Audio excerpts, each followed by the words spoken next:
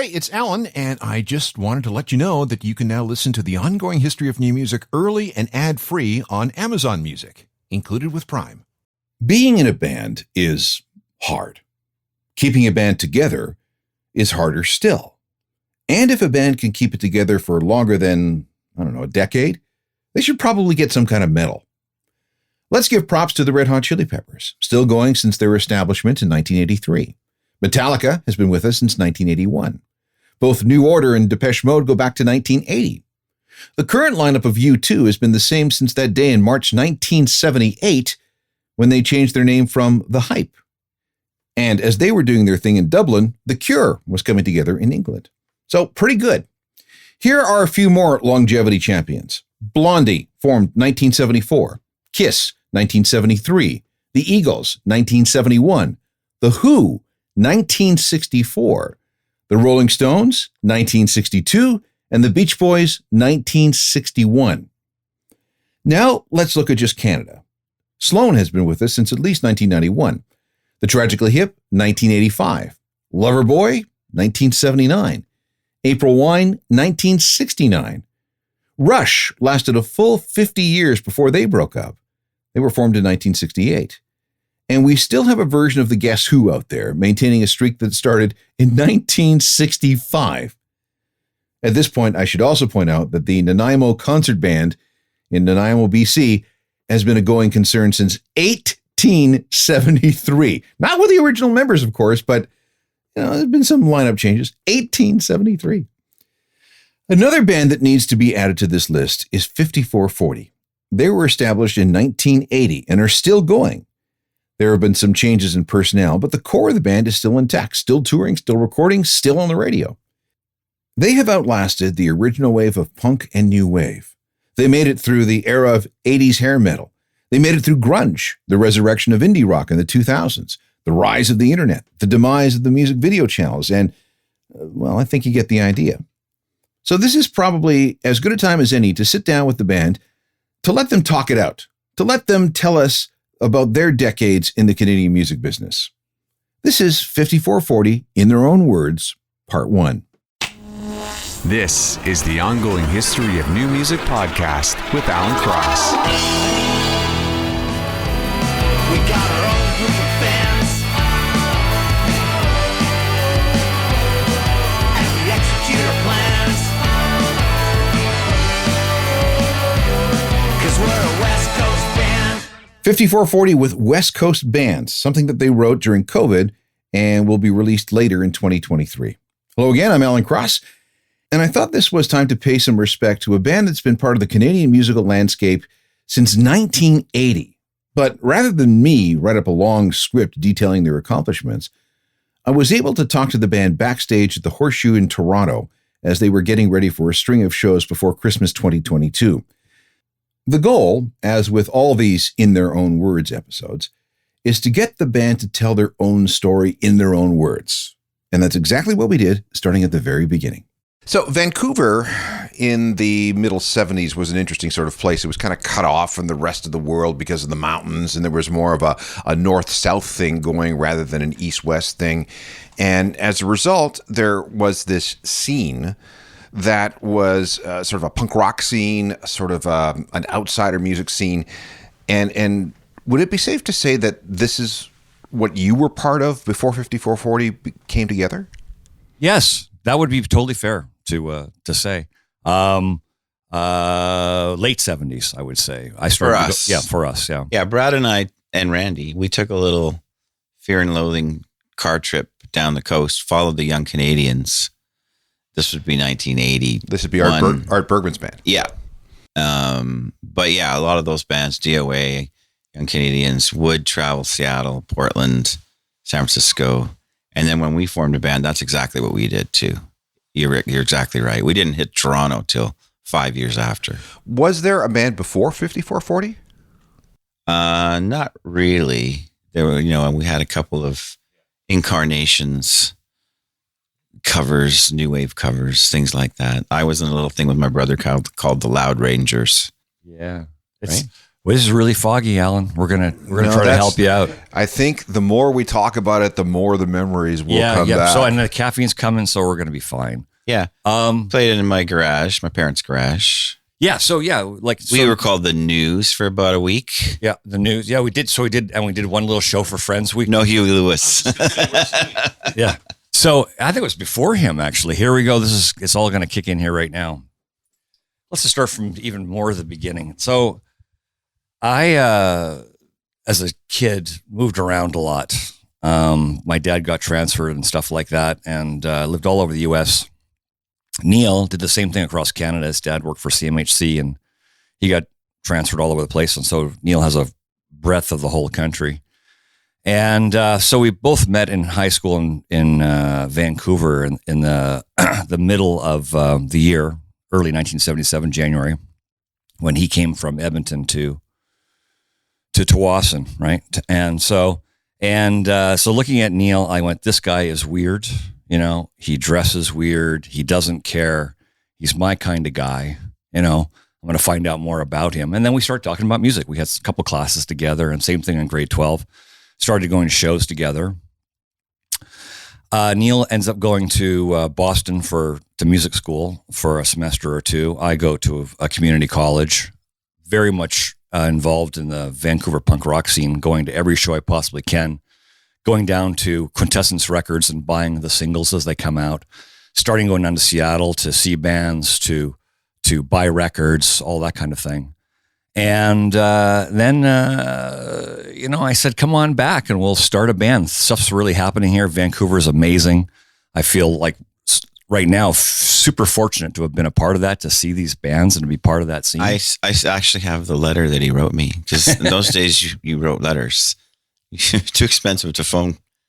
So he's like, it's really happening here. Come back.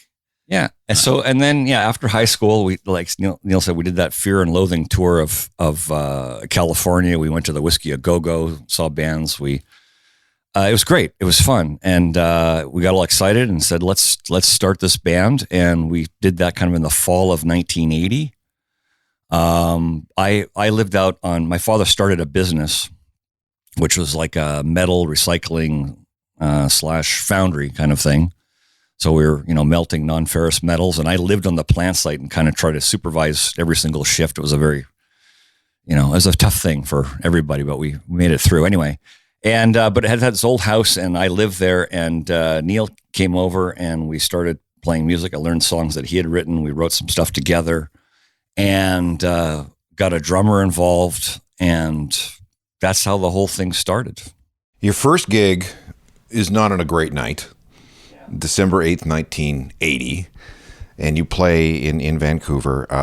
Did you know at the time when you took the stage that John Lennon had been killed that day? We knew that he'd been shot, and we were in shock. And I think maybe just before we went on, or it was confirmed, because driving there, it was all over the radio. I mean, you must remember that. Yes. Right? It was like that John Lennon's been shot. It's just like, it was just a shocker. When you're young, when we were young, we were, as 5440, like a lot of young bands, and that attitude, like the Clash or whatever, we thought we had the juice to change the world. We were part of it. And then when you take the stage and it's your first gig and John Lennon's been shot, it's like one of those, All Quiet on the Western Front type moments where it's like, Johnny's just been shot. We gotta go over those trenches and fight this battle now. It was really moving. Very powerful. I think we played about 4 songs or something like that, but they were all original, and it was a Monday night, what do they call it, open mic. So we were the only ones there, I think, other than the regular cover band. So it just felt meaningful, I guess, if that makes any sense, that there's a connection there. So yeah, powerful.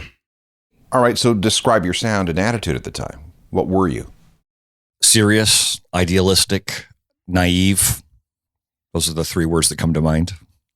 Yeah, I mean, we took irreverence seriously. We did everything. I mean, at the time, I just remember practicing, 4, 5, sometimes 6 nights a week.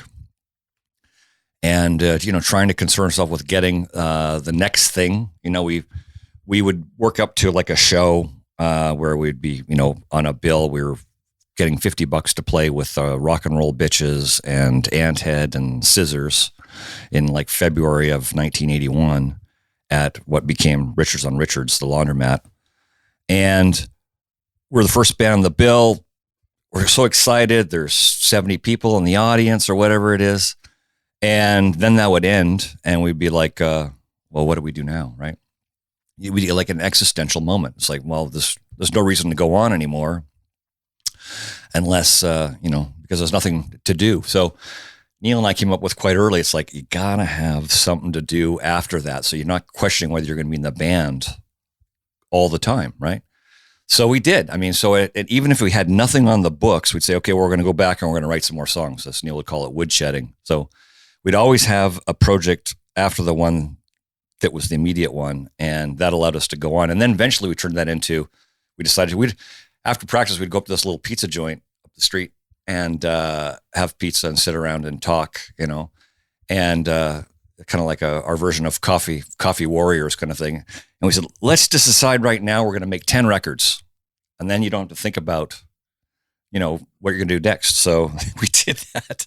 And it turns out we actually ended up making more than 10 records. First recordings were done where? Is it Bedrock? No, well, yes, I guess some Bedrock. We did that 16-track thing in North Vancouver, too, for the selection. Yeah. Before that. We did. Where right. was the things? Things are still coming ashore. Same place. Yeah. Same place. I remember that. Yeah. What was the name of that place? Don't know. Yeah. It was in North Vancouver. It was a 16-track, 2-inch tape studio. And we did the EP selection there. And that's where we, and then we did the songs before the Moda Moo on the Moda Moo label. Things are still coming ashore there. There were a lot of indie labels at the time in Vancouver. Yeah, so Moda Moo stood for modern dance music. And that was, one of the chiefs of that was Alan Moy, who's still our manager today. But it was a sort of a communist cooperative of bands, self-run record label. And there's Junko Run. Junko Run. Yeah. Tin Twist, Animal Slaves. Yeah. Popular Front. And then us. And we would meet in Annie's house, which was a little house on Columbia Street. Right. Yeah. An old heritage house. We would, every week or twice a week and have these meetings as if we were revolutionaries, And, okay, you're going to handle mailing out these cassettes and you're going to handle writing these letters to the colleges and you're going to, let's organize another hall gig. And in those days, you could actually get a hall gig and people would actually show up. Which was very cool. So it really seemed to be we were part of a scene, part of something in Vancouver that was very underground. That word alternative didn't exist back then. And we weren't really punks either. So we were more of the arty underground scene. Here is some of the earliest 5440 available. It's from a 1982 album entitled Selection, which was out of print for years. This is called Yank.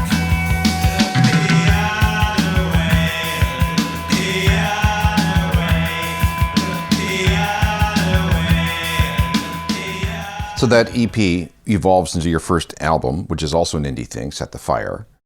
What was the leap in style or attitude or between those two releases? Change of personnel. We were a 3-piece before that with Ian Franey on drums. And then we had this kind of loopy kind of sound, lots of instrumental sections, and Neil with kind of a spaced out guitar thing. And then the vocals come in.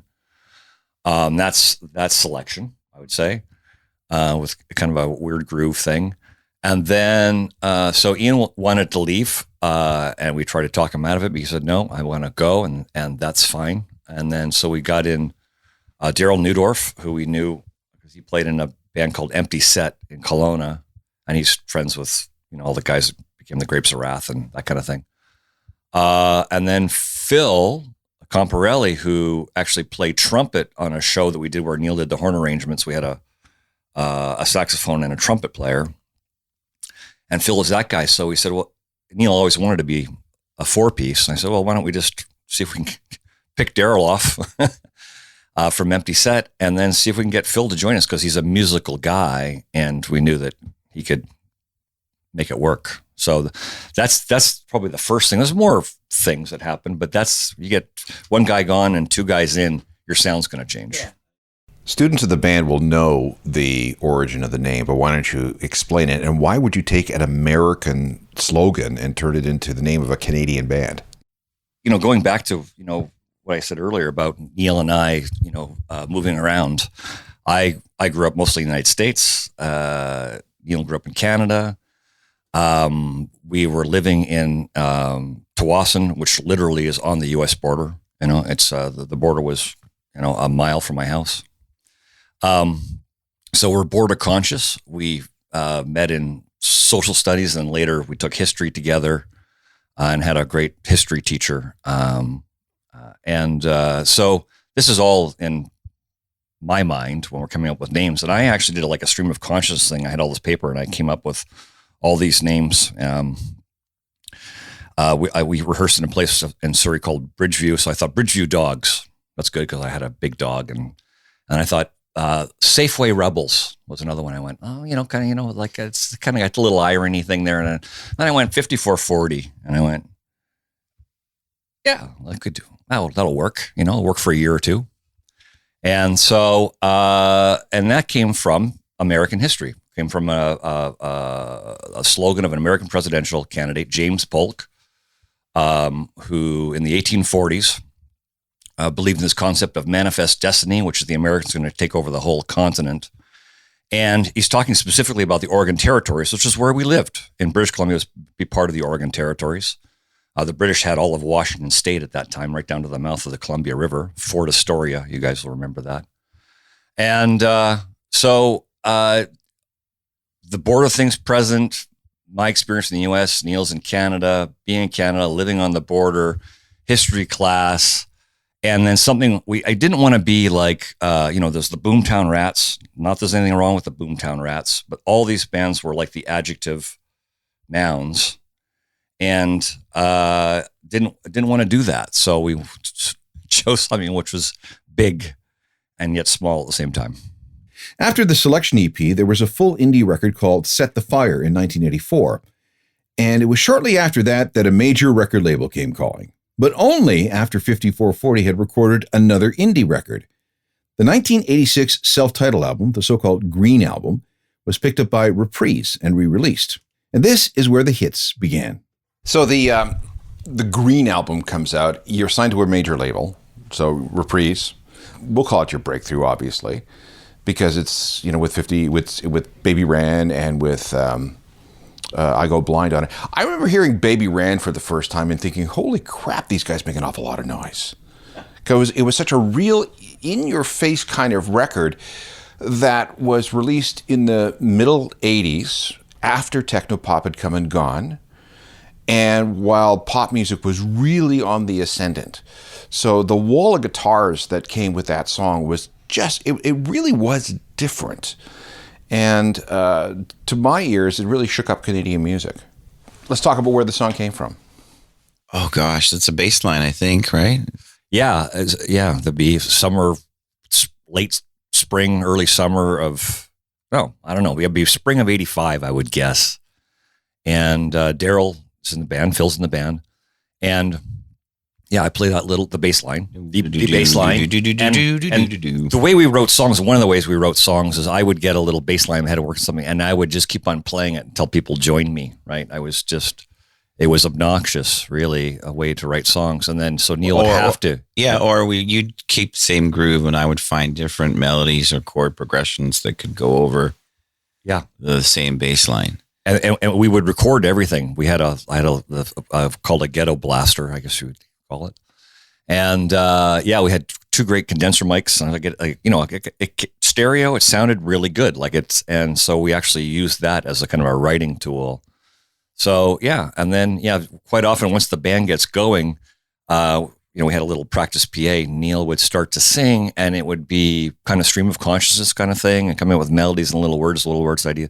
And then he'd go home and write a few things down, and come back with some more, and away we'd go. That's kind of the way we put the songs together. Baby ran, she ran away.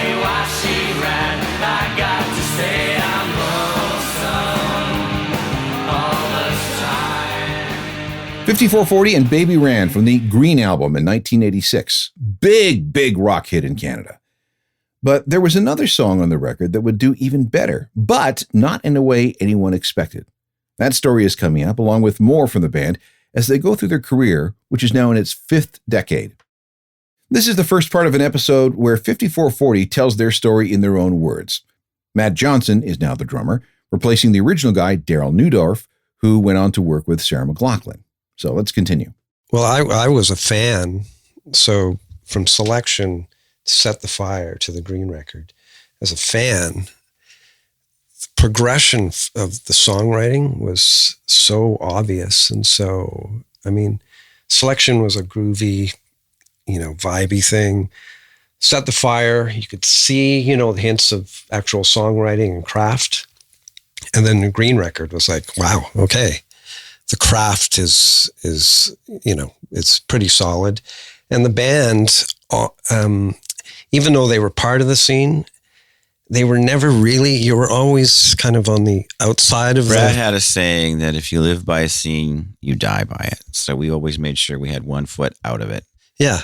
And that was very clear to a fan before I joined the band. It was like, yeah, they don't fit in, I think there were probably some people in the scene who were like, they're not punk rock enough. But as a fan, and you can see that song, the progression in the songs and the writing. It's funny because I always think of in one of our favorite bands was Joy Division, and then they morphed into New Order. And I can't remember which member said it. I think it might have been Peter Hook or whatever. When they started out, we thought we were writing pop hits.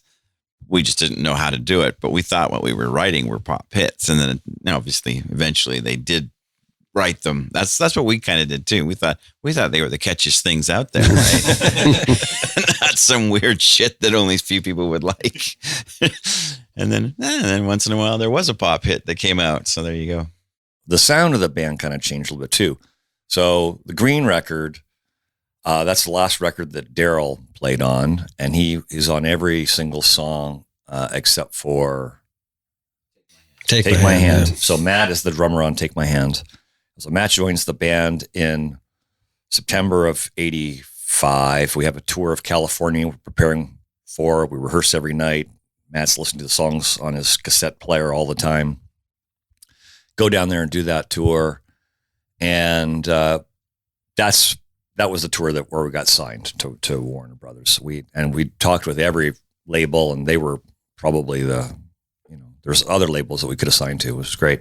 Was this Warner Brothers Canada or Warner Brothers USA? Warner Brothers USA. Hey, in Canada, we couldn't get a sniff. We still have the rejection letter from Bob Roper. Then we also made a conscious effort with the Green record and beyond that we wanted to be more rock and less whatever we were before. So we actually had a direction which Matt helped facilitate because he was, the best rock drummer in BC. So that was a no-brainer. The next album is another leap in, songwriting maturity and confidence. So the Show Me album comes out in 87. And that's that's the very beginning, what we now call the can rock renaissance. So on the West Coast, there's you guys. Over this part of the world, there's Tragically Hip. And there's this sense, looking back, there was this sense that Canadian music, after being in the wilderness for years, is starting to come into its own. Did you feel that? Do you remember that? Well, we knew the hip guys. We knew, there was definitely a national scene driven a lot by university frosh weeks, that would pay the bills.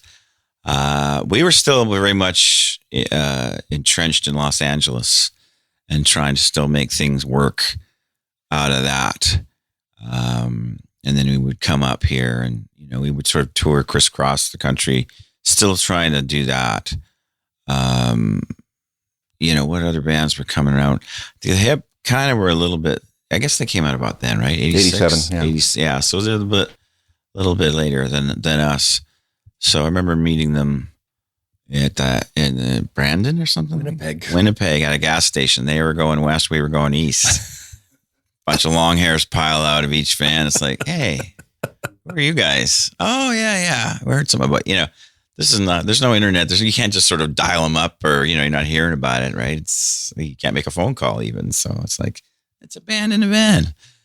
And it's like, oh, yeah. So. And we have a couple of Canadian radio hits on there. One Day in Your Life was a big hit for you. Yeah, still is. And I guess, what was the other one? Was it Walk in Line? That was a single. It didn't become, the other one that we still play would be One Gun. One Gun, yeah. Yeah. I remember being on the radio back then, and those two songs were always being played. And were we playing? I guess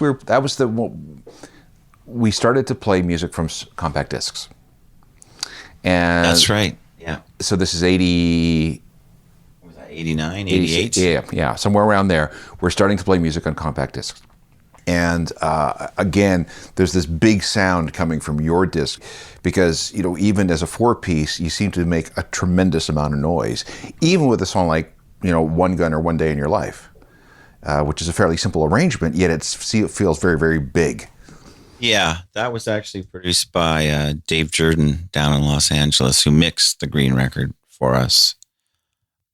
To be honest, it wasn't my favorite production. Really? Why? Yeah, because it was overproduced, I thought. And actually remember having a real struggle with that record, with the producer, with the record label and I lost that argument. I wanted to go back to the Green record sound, and they wanted to do this more big kind of U2 was taking off, and they wanted us to jump into that for them. I've almost reconciled it now, all these years later, but still my least favorite record. But that was the way things were being done in the late 80s. I get that, but that was our first sort of compromise, right, that I felt we made against our instinct. But we did have a couple hits. So in fact, it was so funny because we were doing One Day in Your Life, and Dave Jordan, he said, it needs a bridge. And I remember the A&R guy came and he said he wrote a bridge, which was just like, no. Yes. So immediately I sat down with Phil and we came up with the bridge, go back. There's nothing you can do. He's like, great. Okay. That'll be the bridge. And we were in Toronto playing at the Diamond, and Dave Jordan flew up from Los Angeles with the tape, and he cut the tape and had that space, he flew in some beat or something, some of Matt's beat, and we just overlaid the bridge in the middle of the song. And so it could become the single that needed a bridge, because we were a band that didn't believe in bridges. We didn't even know what they were, to be quite honest. And also needs a bridge. What's that? What's a bridge? Of course, nowadays we do nothing but bridges, and all the big hits don't have them.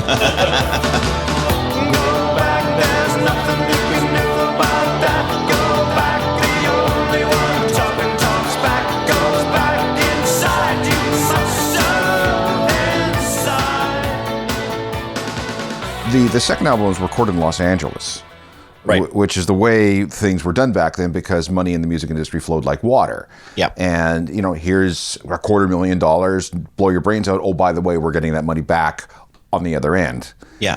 But again, that's the way it was done back then. Record labels were banks. There was the golden age. It was for quite a while, actually, through the 90s. Did the same thing happen for Fight for Love? So Fight for Love, there was, how can I put this? Brad probably can put it in a different way, but you could tell that there was a divorce coming.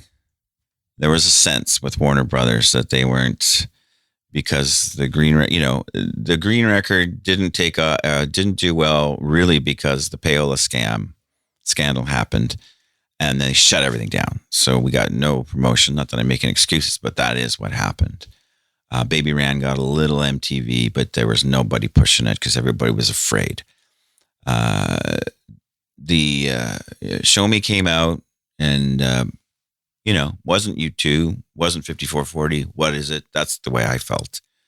So I said, I want to go back to Vancouver with Dave Ogilvy and Glenn Reilly, who was our live sound guy, and do a record the way we want to do a record. And that became Fight for Love.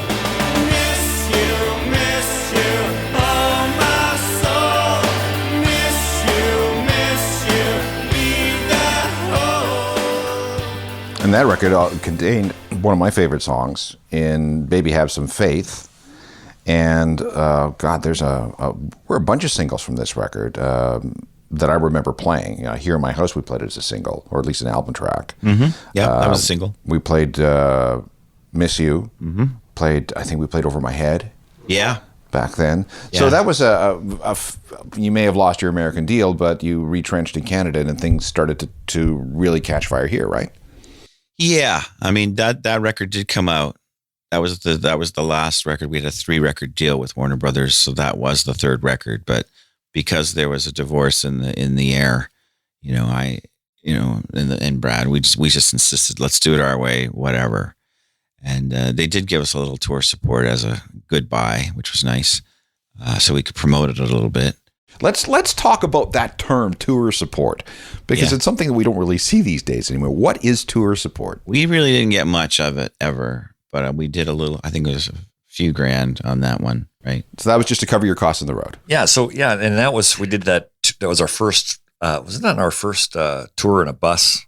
And we did the Bodines to the Midwest, and then down the West Coast, and then finished in the Whiskey. And then we kind of knew that the deal was over, kind of at the end of the Whiskey show. And the deal was, are they going to continue with the tour support? And we continue. And so they actually came up with a bit more money. It's kind of like a kiss goodbye, as we called it. And we deadheaded across to Richmond, Virginia, and picked up the Bob Mould tour and did like 6 or 7 shows with Bob Mould. Wait, you went from L.A. to Richmond? Richmond, Virginia, yeah. In a tour bus with no dates in between, yeah. Oof. Yeah. So, yeah, and that was 89, I guess it was. Fall of 89, I want to say, yeah. Back with more from 5440 and their story in their own words in just a sec. This is part 1 of a 2-parter featuring the current members of 5440 telling the band's history in their own words. All right, we made it through the 1980s and we're about to see something pretty spectacular happen to Canadian music in the 1990s. 5440's first contribution to the can rock of the 90s was an album entitled Dear Dear. It was recorded at Tom Petty's studio in California and was the first album not to get an American release. But things worked out just fine at home. How well did this album end up doing? It went platinum in Canada. We did, so we got the gold record when we opened up for Tom Cochrane at CNE. Remember that? That was the, That was the Life is a Highway tour. Yeah. Yeah. And then it went platinum, short order after that. So it did really well. We released that record and we got that at the height of Tom Cochrane's Life is a Highway thing and Phenom. And that tour put us in front of an audience that we'd really never been exposed to before. And to this day, there's fans who are like, I was a fan as soon as I saw you guys at that Tom Cochrane show, I think we did 10 shows across the country. That's about right. And that really helped propel that record as well, putting us in front of all those people. And and I think it bared out in record sales. Dear Dear did quite well for us.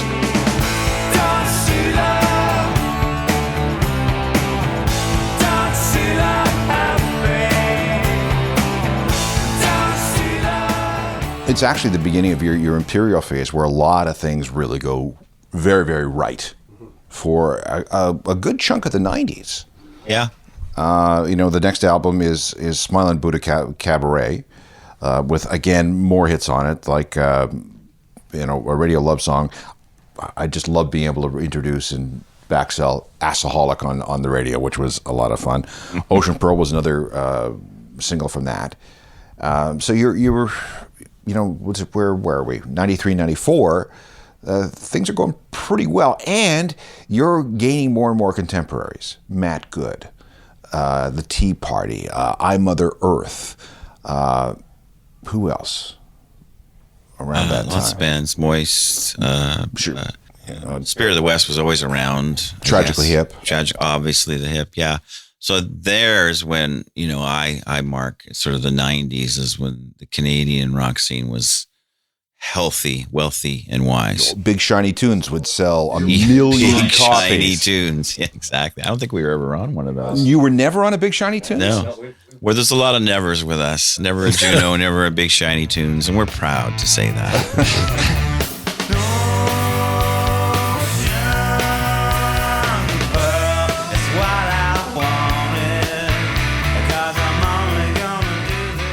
Another in a long line of Canadian hits from 5440, that's Ocean Pearl from their 1994 album Smilin' Buddha Cabaret, which, in case you did not know, was named after a live music venue in Vancouver.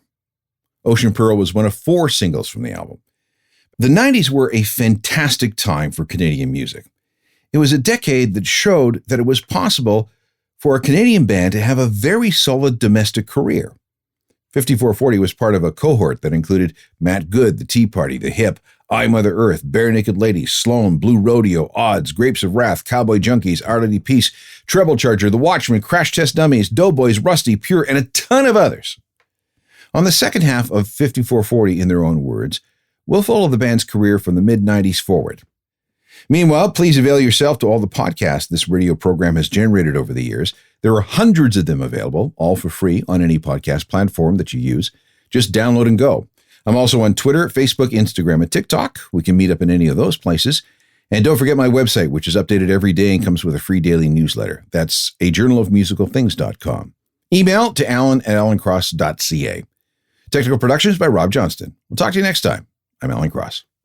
You've been listening to the Ongoing History of New Music podcast with Alan Cross. Subscribe to the podcast through iTunes, Google Play, Stitcher, Spotify, and everywhere you find your favorite podcasts.